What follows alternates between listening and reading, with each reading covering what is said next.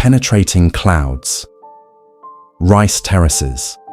An extraordinary masterpiece of the Chinese people in the past. Honghe Hani Rice Terraces is an extraordinary masterpiece that reflects the genius and tenacity of the Chinese people in the past.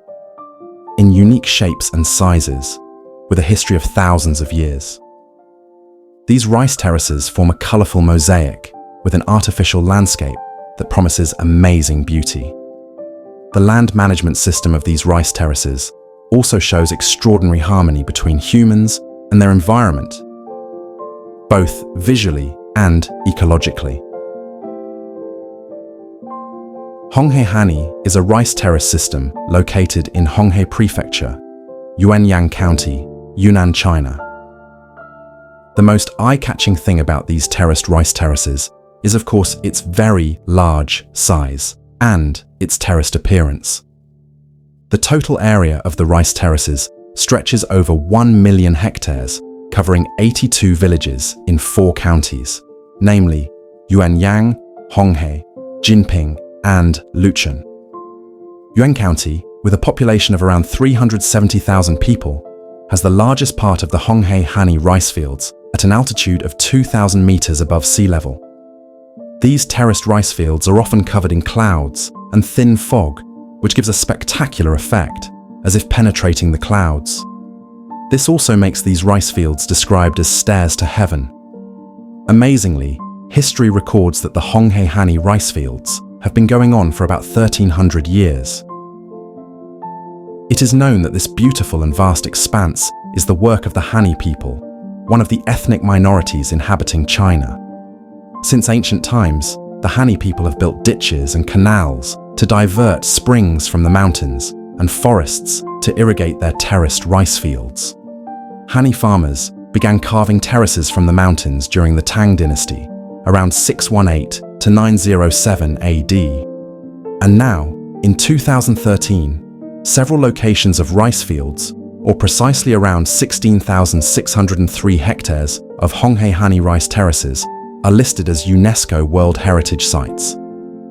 This is because these rice fields have an extraordinary construction, a unique social and ecological system, and its important role as the pulse of life for the Hani people. It is believed that the Hui ethnic group has been in this area since the 3rd century, after migrating south from the harsh, barren, and unforgiving Tibetan plateau. They built villages with thatched roof houses. They were so captivated by what they found here, starting from the fertile soil, cool climate, and abundant rainfall. So they chose and decided to open up agricultural land that has survived to this day. The Hani people have engineered their rice field landscape in an extraordinary way, using a system of channels, barriers, and embankments to ensure that water flows and is distributed fairly at each level of the rice field.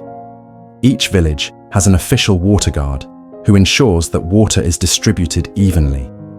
Families whose land is at the bottom of the terrace get the same water as anyone who is at the top. This is one of the greatness of the local people. Even though this rice field is very large and consists of 3,000 terraces, they are able to divide the water evenly and fairly from the top of the hill to the lowest rice field. This very large rice field is cultivated without using tractors or other machines. This refers to its shape and location at a high altitude. For this reason, the Hani people still use buffalo or do heavy work by hand and hoe. Even though they have large agricultural land, the locals do not focus entirely on farming, but also on everything, from wood production, vegetable and fruit gardening, raising cattle and ducks, fish farming, and collecting plants used in traditional medicine. Especially for fish farming, they usually utilize the puddles of water on the rice field terraces. During the long winter, the rice field terraces that are not planted with rice are filled with fish. What is clear is that the Hani people are very proud of the rice fields they have, which are famous throughout the world. They have achieved something extraordinary that has survived for the past 1,300 years.